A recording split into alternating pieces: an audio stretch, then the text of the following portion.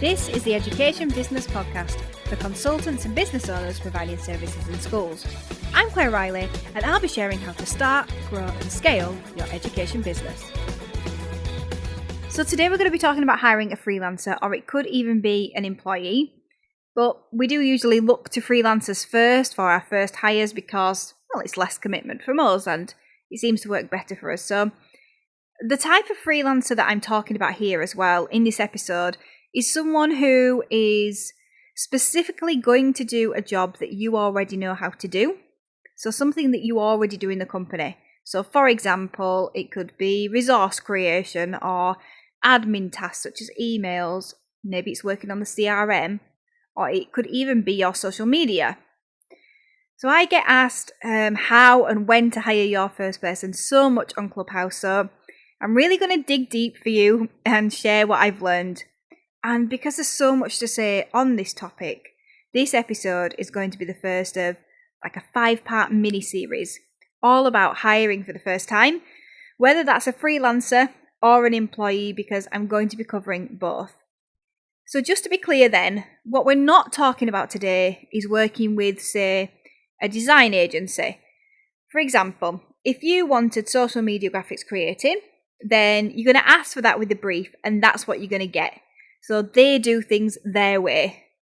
And another great example of this is maybe hiring a web developer who's self-employed and they're going to do you a website. So they know what they're doing and they do it in their separate way. It's a separate entity to you, and then they're going to deliver you something. So this episode is not about that. It's about somebody working in your company. So getting a freelancer, for example, to look after your social media, that would require you to work with them on the way that you do things. So maybe you've got a document that you use for populating posts, or maybe you've got a post timetable, or there could be an approval step, or you'd want to put one in if someone external was doing it. And then you need to consider access to social media and all that sort of thing as well. So this is hiring someone to do a job that you are already doing in the company. Even if your work comprises of 5 roles right now, it's, you're getting help with one of them. So I've got 12 things that I want you to think about before you even let people know that you're going to be hiring. And I'm going to cover points 1 to 6 in this episode, and I'll cover points 7 to 12 in the next one, in part 2. So the first thing to consider then is, what is it that you need help with? So what could you hire someone in your company to do? And is it actually the obvious thing or not? And what I mean is long-term scalability. And I say this because back in the day, my first 20 hires were in the production side of things. And they were all the same role as well. And I thought I was thinking about scalability. So I wanted to get more resources on the site because in my head, that would lead to more sales. And I wasn't 100% wrong, of course, but I had tunnel vision on those being the only elements. So resource creation was a role that I thought would be easy for teachers to pick up, and there's a clue there to one of my major mistakes that I'll touch on later. So the long and the short of it was that hiring freelancers actually created me more work in the business and didn't allow me more time to work on the business, which is what I thought I would get by hiring. So I basically created myself a higher and more demanding admin role, basically, plus more work to do on the production side of things as well. So this time round with Education Business Club, I've gone for admin first, so that as I scale, that bit's going to be taken care of, and I'll have time to work on the things that really matter for the growth of the business and are important for me to do. So I think what I'm trying to say here is, it's important not to go all in on one thing without looking back and without looking at the overview of the company. So you need to scale each area of the business in turn, like admin, customer service, marketing, and not just scale in one area like I did with just so many people doing the same role and then nobody to look after them or think about the strategy. It was just me. And I did this because I thought I was saving money. I thought I was being sensible. But now I can see actually that, it costs me money to not bring up leaders earlier with the right values or bring them in. And what he ended up with was a massive production team that obviously did great creative work, but then a handful of others, which, to be honest, were mainly my family, who took care of absolutely everything else in the business. And this wasn't good for our life-work balance, but it also wasn't good for setting expectations of accountability within the company either, because we took care of everything. And even now, 8 years in, we're still working on scaling the other teams. So I'm still working on dealing with the fallout of this huge lesson where we scaled rapidly and only in one area and not consistently across the piece. The second thing I want you to consider is, where can you make time in your diary for this big event? So I want to stress that it really is a big event in your company's life. So before we get to the time aspect, let's just talk about our possible perceptions. Now, I know that some ex-teachers listen to this, and if you're an ex-teacher, I believe that it's in our nature to think that any teacher can do what we're doing. Because after all, they had the same training and experience as us. That's a wrong perception, and I used to believe that, but now I don't. I thought any teacher could do what I was doing. But we've all got unique skills, and it's also about what lights us up as well as what we actually want to do as well. So as much as you might have this desire to save teachers, like I do, I've learned the hard way that you actually need to get people who want to make a difference in your company, and not just people who want to get out of teaching. Because obviously, they're not going to add to your company in the same way, but you'll pay them the same for the privilege of that. So it's also easy for us to think that, they're a teacher, so they'll be able to pick everything up quickly, these systems and these processes that, we've put in place over time that make complete sense to us because we've designed them. We think, they'll pick them up straight away and then they'll never need any correspondence about it. But we don't really consider how long it's taken us to gain the experience or the process that we've been through to get to where we are now with all the knowledge that we have. Well, one thing that I really got wrong in the beginning was thinking that the odd training session here and there would suffice. And that was after I got freelancers, that was employees. When I first got freelancers, I got team members, but then I didn't invest time in training them because I wanted them to solve all my problems overnight. And I think we can all feel that way, but that's not the right way to feel. So at first, with my freelancers, I sent them an example resource as a template, and then I expected them to notice all these minute details that I'd included because there were no instructions. And the really bad part was that a couple of them just flew with that, and they seemed to notice all these details, and they ended up becoming employees further down the line. But so many more people could have been capable if I'd have understood what it really took and how to get the best out of people. But I didn't know then what I didn't know, but hopefully I'm helping you on the journey. So I was just worried about all the wrong things, to be honest. I wasn't confident that even if somebody did copy me, then they wouldn't be me.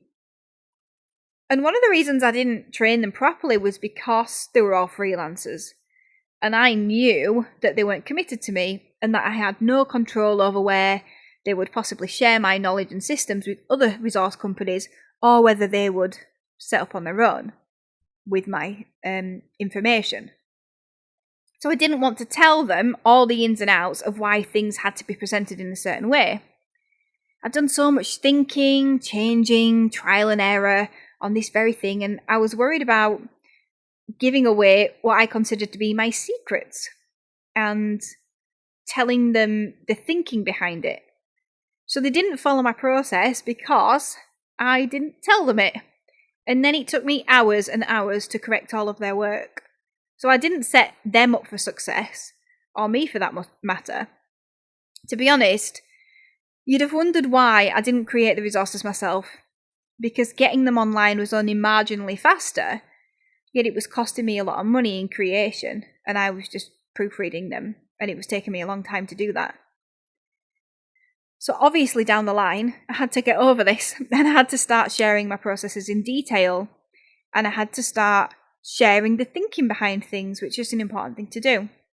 And the funny thing is, that what I was worried about way back when, that deep thinking and experience that I'd put into my resources, being passed on to the wrong hands, well, it actually happened a number of years later, and it wasn't even with freelancers.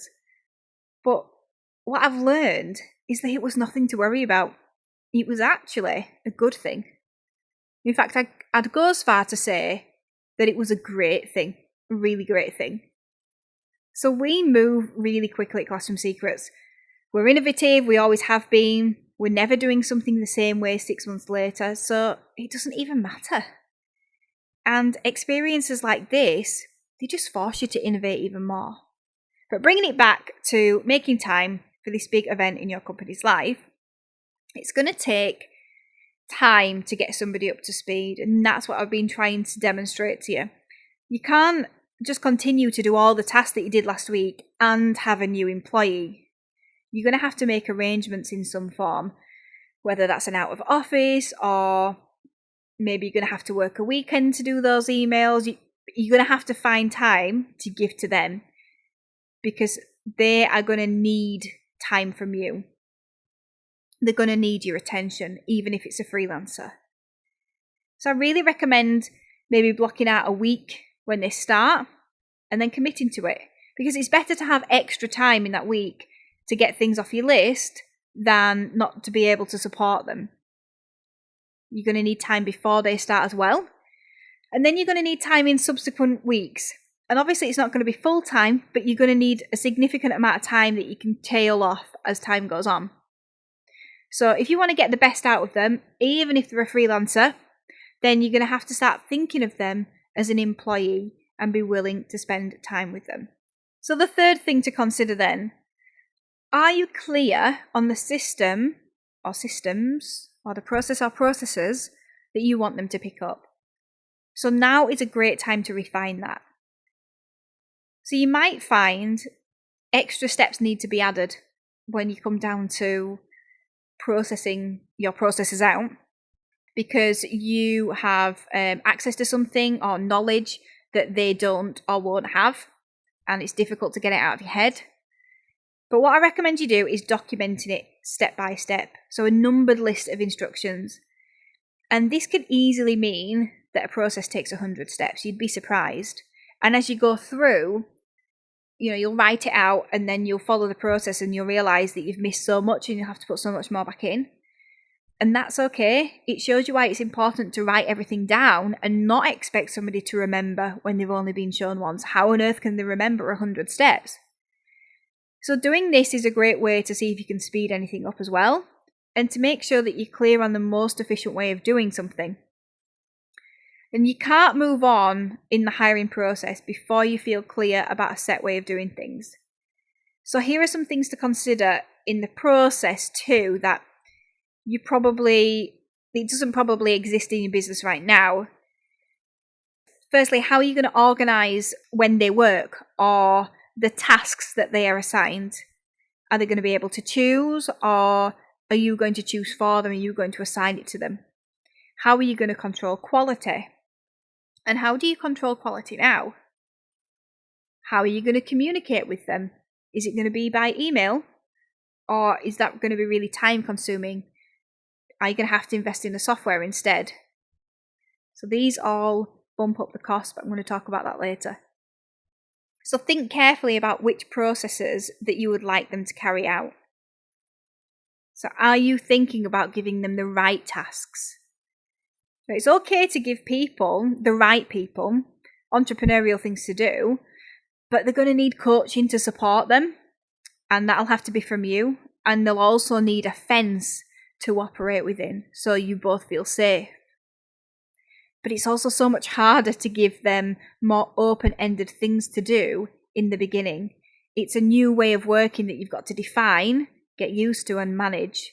So it's important to try and separate the entrepreneurial things that you've naturally done from the process-driven activities that somebody will be able to help you with. And the reason for that is that it's your business, it's not theirs, so they're not going to see things the way you do. And it's not that you can't give them the entrepreneurial things to do, but you need to get clear about what they are and whether you want to pass those on. The fourth thing to consider then is whether or not you're in the right mindset. Ask yourself, am I in the right mindset? Because this is a really big responsibility, and you're going to have to think about their workload as well as your own. You're going to need to give them one-to-ones, learn about management and leadership, and grow personally an awful lot. And when we get to this point in our business, thinking about hiring staff, our feeling is that we're burned out and we just want to dump a load of tasks that we're fed up of doing onto someone else. But that's not a job role, just being dumped a load of tasks. And nobody's going to want to come in and do that. So think really carefully about what the job role is going to be. Have you started learning about leadership? Are you taking them on to help you feel less overwhelmed?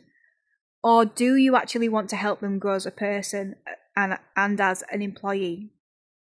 And if it's the former, which in reality it probably is deep down, then I want you to think about how you can reframe it to be the latter. Reframe it so that you want to help them grow rather than you want them to help you feel less overwhelmed. Okay, so the fifth thing to consider then, how many people do you actually need? And I'm talking about right now, really, to be honest. So I'm a massive fan of killing two birds with one stone. So if I can employ 2 people instead of 1 by doing it all at once, then I will. But don't take too many on to begin with like I did. So they're going to need your time and attention, as I've said before. So I had 20 freelance resource creators within 6 months, and I was proofreading and formatting everything, uploading them, doing the customer service, the marketing and the finance. It would have been more beneficial for me to commit to one person, get them doing things properly, rather than having 20 people doing 15, maybe 10, 15 hours that were not spent very well, and then having, an inbox full of resources that I took months to get through and put online. And I've had to keep relearning this lesson over and over again. So in 2018, we hired a lot of people in the production department in just a few short months. And the way we hired at the time, it was just expected that a percentage wouldn't make it. And we'd hire how many we thought were good on the day, not an amount of people that we actually needed. So that time, when we hired so many people, it absolutely shook the culture because there were so many people and they didn't get the best experience from us. And you won't be surprised to hear, of course, that we didn't get the best outcomes for the company either. And the 6th thing that I want you to consider is how much it's going to cost you. You need to research how much it will cost. So what are other businesses paying their staff or their freelancers? And is cheap the best thing for you, or is it experience? And it's difficult to answer that question if you haven't employed anyone before. I've definitely employed 2 people on a lower rate, thinking that I would get more. Whereas now I know that I could have paid one brilliant person a better wage, and it would have been better for the employee as well, and less stress for me, and cheaper for the company. So I could have employed 2 people at 20 grand each, or 1 person at 30 grand and got the same amount of work, had only 1 person to manage, and it's likely if that person's brilliant, they're not going to need a lot of managing either. But then again, I've also known people who have given managers massive salaries in a tiny team before really understanding whether that person that they're employing can actually do the job or not. And then you've got all that fallout to deal with after that, and I've been there as well. I've definitely had an interesting journey when it comes to employing, and I'm very grateful for all the ups and downs and the experiences that I've learned from. So this is a learning game, and while I can look back now and see what's wrong, I'm not sure that I would have known what I was looking at back then. So my biggest lesson has been the lack of time that I actually put into employees and building them up and making sure that they were skilled up and knowledgeable. So I only hope that me sharing my experiences will help you to recognise these issues in your own company, whether you've hired staff or whether you're about to hire staff. So next time, I'm going to be covering employer costs, your own salary, HR and contracts. So make sure you tune in to part 2. I really hope this episode has been helpful. If you're interested in working with me in September in either a group or one-to-one capacity, then you can register your interest at educationbusinessclub.co.uk/mentoring 2021. Thank you for listening to the Education Business Podcast. To get more information to grow your business, sign up at educationbusinessclub.co.uk.